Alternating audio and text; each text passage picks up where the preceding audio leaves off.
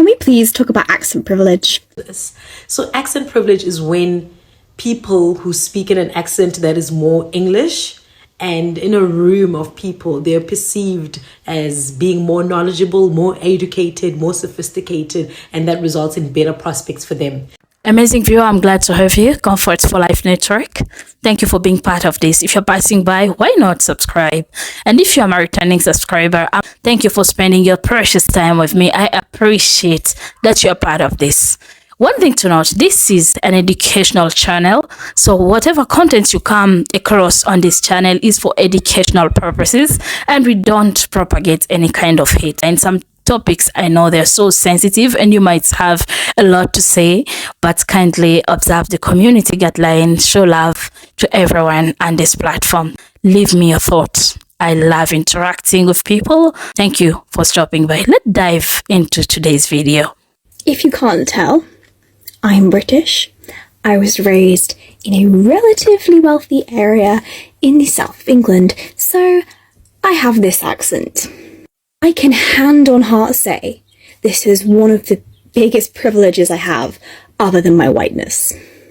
People hear me speak, they immediately think I'm more intelligent, more able to be trusted, all of these things. People are really shocked when I say stuff like we should abolish private schools and that we shouldn't need food banks because that should be provided by the government. They think I'm smart, so they should listen to me. You've heard it from her, so she got the accent from the environment she grew up in, the social class. You know, she got that good accent and everyone believes that she's very smart, very intelligent. But there is something else I want to pass across. There are other accents that are being influenced by other languages. Like you can, if you listen to me, you'll realize that my accent is being influenced by other languages that I knew before, like French. You know, I interacted a lot with French, and some words, sometimes I don't even notice that I've pronounced them in French, you know. And there are other things that influence our accents, but yeah, but what is that? Who are the privileged ones when it comes to accent? This is what you'll be looking at right here. People's experiences are different when it comes to accent, so we'll be looking at a couple of them. So let's listen to different people who have benefited from this accent privileges. There is a lot of accent privilege on this app. It's a thing. I always hear people having weird opinions or they say things that are not really right, but because they have such a nice accent, we just fall trap of it. Like every time we eat it up, every time.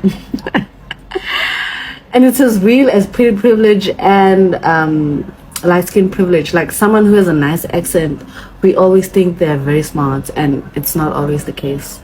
You have an American accent when you speak English, because you described your transition back to the States in college as like fairly seamless. I'm just imagining that being able to speak English without like a Korean accent was probably like really helpful for that. I don't know whether people have like a knowing bias or like explicit bias. I think some people just are like less willing to engage with international students who have like quote unquote worse English or like English with an accent because they just don't feel as strong of a kinship or whatever to them. Definitely an advantage like anywhere I went. Probably like one of the big reasons why my transition was quite seamless was because I sound like one of them, one of us. I don't know. I think the thing with the accent, I think is like what people are maybe comfortable with. Also like whether or not you can understand them. When someone can understand you, it just makes things a lot easier. I think it definitely made people listen a lot more easily than if I had a Korean accent.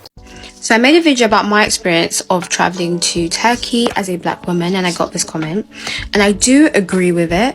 I think this relates to travel in general, to be honest, and I think it relates to passport privilege, accent privilege, and the perceptions that people have of different countries and nationalities, continents, etc. When in country, you walk around, you're black, no one knows where you're from, right? But then when you start talking to people, they will hear your accent and they will assume where you're from. With me, I have a British accent, so the assumption is you're based in the UK, and they will normally ask you, and that benefits me. So I don't have experience of traveling to Turkey with a Nigerian passport or with an African passport, so I actually don't know what the experience would be in the airport. Oh my gosh, this is so real because I remember like from a young age, like I've always been like a mischievous child, but simply because of the way I speak, I was, like excused for my behavior. Like even throughout high school, like before that was a thing. It's something that I realized, but even throughout high school, and I was always treated like I'm better than the rest of them, like I was the only black girl in the ballet group when I was in grade naught and all of those things. Sorry, the way I'm talking sounds probably, and my mannerisms probably makes it seem like I enjoyed it or that I'm like riding the privilege. Not at all. I just wanted to agree with her because it's so fucking odd, especially when like you as a black girly, like you are aware of the multitude of demographics that exist like within your lineage. Like literally I have family and aunts that like live in London, and then I have excuse me, and then we have like where my mom's from, which is Lalizase, Eastern Cape, like the villages of the Eastern Cape.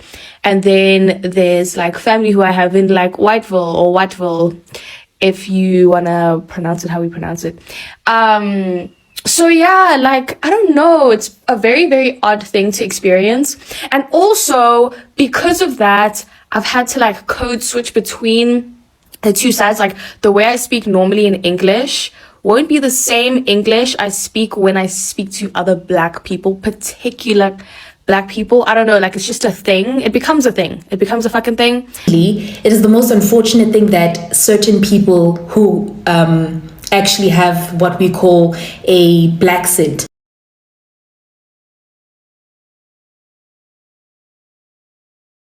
So she's just spoken of black scent. Black scent is a black accent, that's like people from Africa when they speak English. So it comes with the black scent. That's what they call black scent.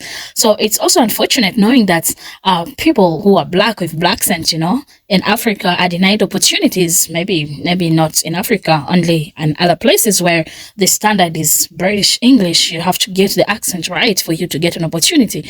While there are white people who switch to black scent and become popular. So it's a pure popularity for others who are white, while it's a missing of opportunity for those who are not white. So I would want to play this clip of a white who has switched her accent so that you get it. I wasn't on TikTok until I heard about this Malcolm thing. Huh?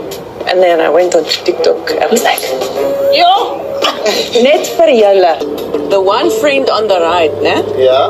The one with the dark hair, the other one. Guy doesn't want to play island game. Oh. So 5-second rules. Yeah. Like, what animal did you see in Zanzibar? Yeah. And you have 5 seconds to answer. Wow. Then the one on the right, she was very rude. Yeah. She said, I don't want to play with you.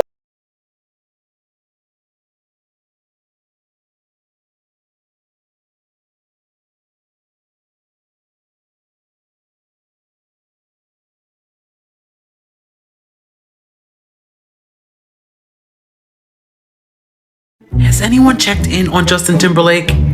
Is he okay? Because the way that Britney Spears is telling all the tea when it comes to their relationship, and the one time he used a black scent.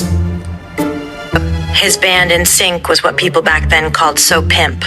They were white boys, but they loved hip-hop. To me, that's what separated them from the Backstreet Boys, who seemed very consciously to position themselves as a white group. There's another Kenyan who is in Africa. I don't even think that he has ever stepped in these Western countries, but he speaks American accent simply from practicing, and he has really overtaken the internet. He has a lot of followers on TikTok right now. Let me listen to him. Should I call this privilege or should I call it advantage?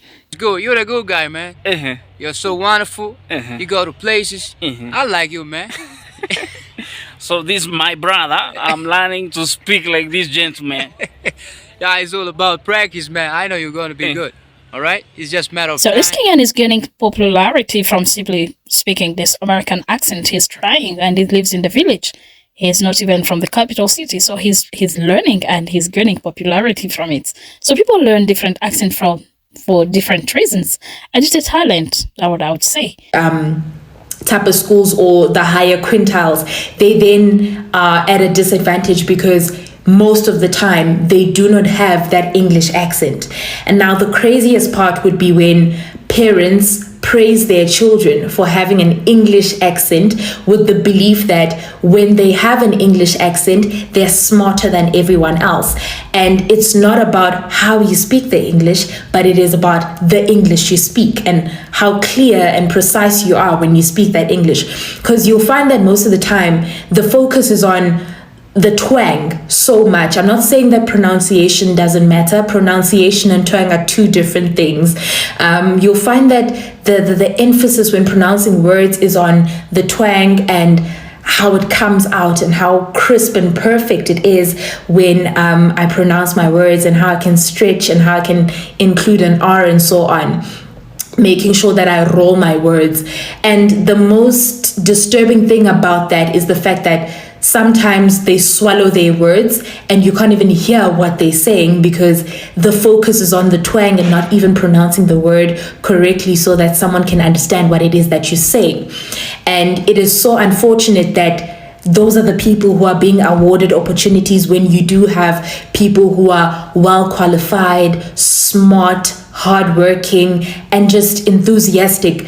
But just because they don't carry that English accent, they lose out on such opportunities as employment and so on, because we are so looking for this person who's so perfect with a language that is not even theirs. I think the most important thing is the fact that we can communicate and hear each other, but that English accent is not very important, you know.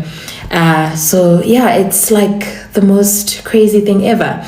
And the privilege does exist. I'm not even going to say that I don't think I have that privilege myself, because I was exposed to going to a Model C school with higher quintiles, and then you have students who are from quintile 1 schools, and you know what? They come with the best metric results compared to the schools we come from. But however, the focus with us is just on the type of English you speak. And now within just the university space, you'll find that people are grouping themselves based on the type of English you can speak, how well you can pronounce your words, how you can stretch your R's and all of that. It's so disturbing, but it is a part of life, unfortunately. And the only way it could be eradicated is if our people change their perception of what an educated person is. An educated person is not someone who speaks the best English. So yeah, I think it also starts with our parents. Like when they start praising their children for being able to speak English. It also gets disturbing when they speak the English so well with the English accent, and then they carry over that same English accent when they're speaking their mother tongue or their home language, which sounds so ridiculous. I'm a bilingual person. I speak my mother tongue as clear, as precise. When I click, and that's just that. I'm very proud that I can do that, as much as I kind of do employ an English accent when I do speak. But yeah, I think as the youngest people in society, we need to understand that having that English accent will bear us certain benefits, but it is equally important that when I speak my mother tongue, if I'm speaking in Xhosa, I need to have a Xhosa accent, you know. I shouldn't now bring in these weird pronunciations which make certain words questionable, because if I'm going to pronounce a certain word in Xhosa with an English accent, someone is going to start questioning, what is that even, you understand? So it is equally important to employ a Xhosa accent when I'm speaking as Xhosa as much as I employ an English accent when I'm speaking English. Why do you speak with an extreme Norwegian accent if you were raised in the US? I think this is one of the questions that I get the most, either criticization to the way that I speak English or the way that I speak Norwegian, or people not understanding where I'm from. And I want to touch base on this. I'm going to tell you my story, and then I'm going to tell you why it's super cool and nothing to be embarrassed about with having an accent. So I moved to Norway when I was 18. I went to a school where I was the only person that wasn't from Norway, and I didn't speak Norwegian. I spoke a little bit of Danish, but like I did not understand. It was super hard, and there were so many dialects there. So in Norway, people really try to locate where people are like from by the way that they speak, by the dialects, because in Norway there's so many different dialects, and they're very especially some of them are very like clear of where you're from. People are really confused with me of where I'm from. My American accent is very clear, especially with like R words, but I don't know. I don't really care anymore. I think speaking with an accent is nothing that you should be embarrassed about. If you learned a language when you're an adult, like that's pretty fucking cool that you were able to do that. And if people from that country are making fun of the way that you speak, like of course some things can be kind of funny, like, oh, like you said that thing and that means blah blah blah. But I think there's a clear line about what's okay to joke about and what's not okay to joke about. On New Year's Eve I was speaking and having like a conversation with somebody, and he was like, it's so funny listening to you speak. And I just think that's completely like disregarding to that you're a person speaking another language and that you guys are having a conversation. And that's fucking rude. So speaking with an accent is cool. You were able to learn a language when you're an adult. Like that's cool. You're bicultural. Like that's fucking cool. Don't let anybody speak shit to you about speaking with an accent, because they most likely have never moved outside of their place and never gotten a different perspective. That is my 2 cents on that. Hey. I've already received a WhatsApp on the WhatsApp line that says, hi Lebo, you speak English correctly as opposed to properly. Hey, in my south side, get properly. I speak English proper. No, let me rephrase. I talk English properly. Thank you so much for spending time with us. I appreciate that you watched to this extent.